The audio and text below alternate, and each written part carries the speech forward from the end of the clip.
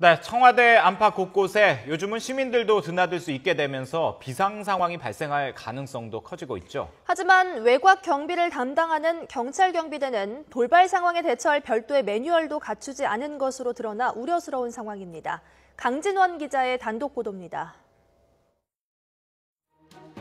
지난 2010년 연평도 피격 당시 군과 정보당국은 북한 특수부대원이 청와대까지 침투할 수 있다는 첩보를 입수했습니다.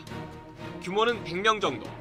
정보당국 관계자는 당시 침투 첩보가 청와대 경비 담당 부서에 전달돼 비상이 걸린 적이 있다고 말했습니다. 청와대 비서실장을 만나겠다거나 정부 정책에 항의하겠다며 청와대를 향해 차량으로 돌진하는 사례도 끊이지 않고 있습니다. 청와대 1차 방어선이라 할 수 있는 외곽 경비에 관심이 쏠릴 수밖에 없는 이유입니다. YTN이 단독으로 확보한 서울지방경찰청 소속 202 경비대의 국회 답변서입니다. 각종 테러 위협 상황을 가정한 별도의 대처 매뉴얼은 없다고 적혀 있습니다. 구체적 지침이 없는 만큼 돌발 상황에 제대로 대응하지 못했을 개연성이 있지만 실제 일어났던 특이 사항은 보안을 이유로 공개되지 않았습니다.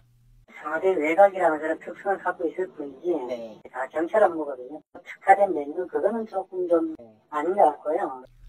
거리에 기초한 3단계 방어 개념 외에 화생방 공격 등 각종 상황에 대비한 개별적 대처 매뉴얼까지 갖춘 군과 비교할 때 대조적입니다.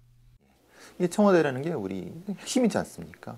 정치 안보의 가장 중핵인데 거기 외곽을 경비하는 사람들의 어떤 기본적인 매뉴얼이 없다. 대응 매뉴얼이 없다. 만약에 거기서 테러가 있으면 어떻게 발생하는지. 1993년 청와대 앞길이 개방되면서 경찰이 경비를 맡는 외곽에서 비상 상황이 발생할 가능성이 커졌습니다. 지난 2010년 이후 매년 50건 안팎의 테러 협박 사건이 발생할 정도로 중요 시설에 대한 공격 위협도 늘었습니다. 그만큼 1차 방어선 경비가 더 중요해진 겁니다. 돌발 사태에 제대로 대응하기 위해선 여러 상황을 대비한 지속적인 훈련이 필수적입니다. 구체적 지침을 담은 대처 매뉴얼을 시급히 마련해야 하는 이유입니다. YTN 강진원입니다.